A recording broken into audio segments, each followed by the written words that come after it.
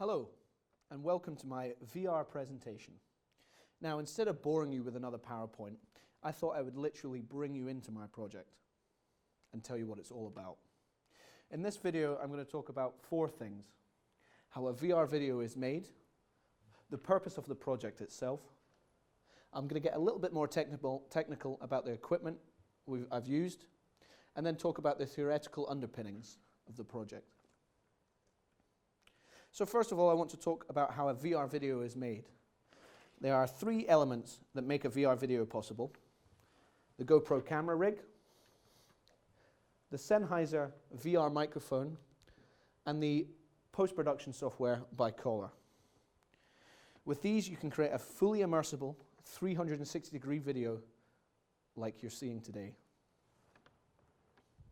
You can find a much more comprehensive review of each of these elements either on YouTube or on their dedicated websites. So once you've curated your video, it can be viewed in multiple different ways. The first is on YouTube through the Google Chrome browser, on any smartphone device, and on a VR headset like the ones I've chosen for you today. I believe these are more realistic when viewing a VR video.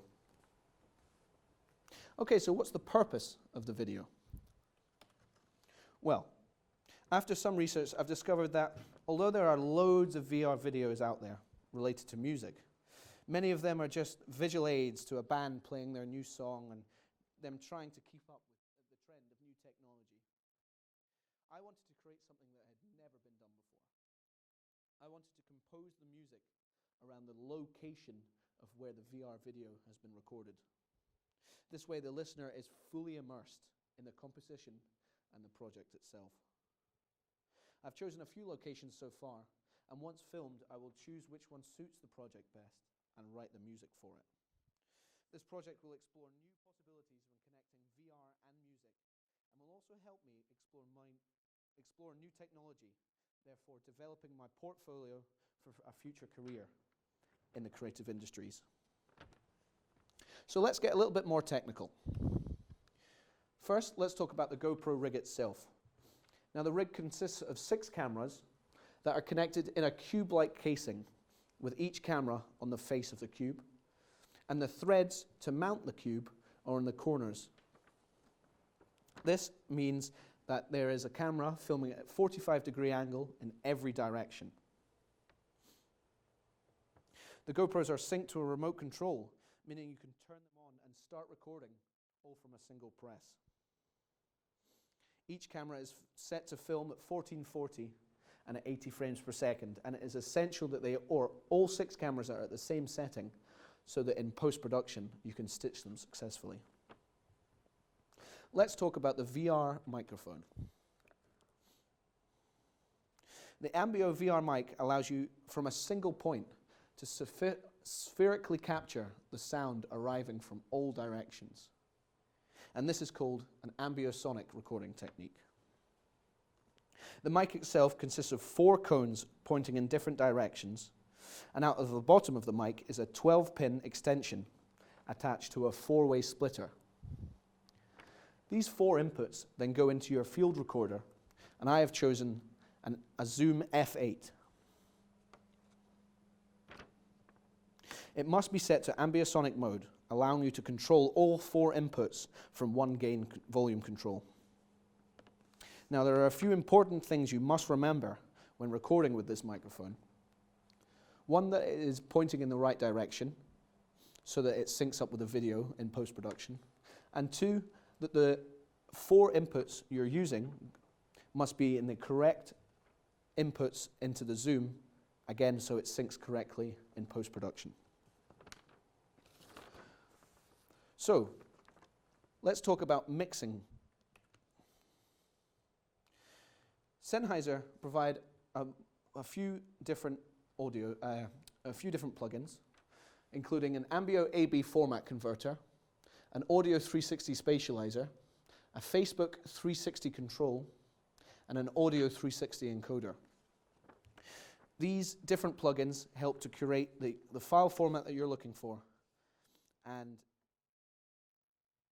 successfully decode a 360 video. Now to stitch and edit the video together, I've been using Autopano by Kohler. They have recently partnered with GoPro, and this smoothens the post-production process when using the GoPro rig. The software recognizes similarities in the multiple images and links them together to create one large image.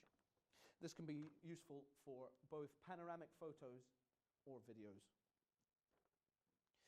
There are many features that the software includes, including color correction, real-time editing, and overlap masking.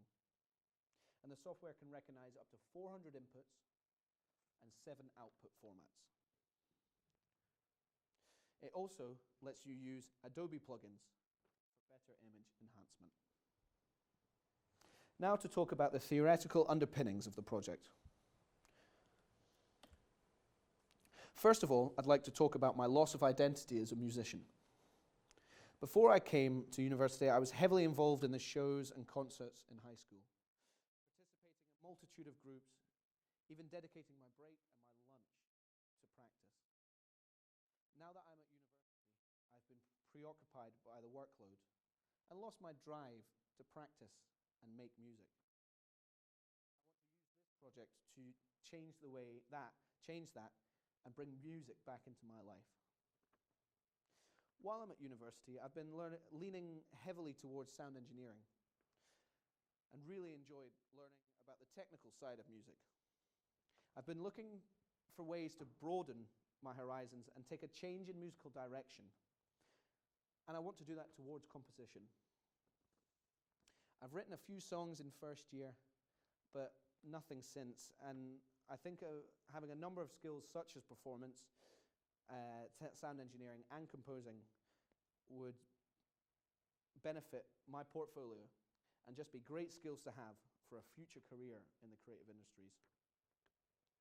While at university, I have always loved being creative. If I was playing around with my dad's old video camera, learning the drums, drawing, or even picking up a new instrument like the violin, I'm always looking for the next best thing. And I came across VR 360 videos. I knew the store had equipment, so I thought I'd use it for my project and implement it in that way. I knew this would boost my confidence with using technical equipment, and most importantly, it would boost my confidence as a musician and a composer while adding to my creative portfolio. Now, the idea of this video was to show you firsthand what my project was all about, and hopefully I've covered a few of the questions that arose after handing in my abstract. I hope this has given you a taster of what's to come. Thanks for listening.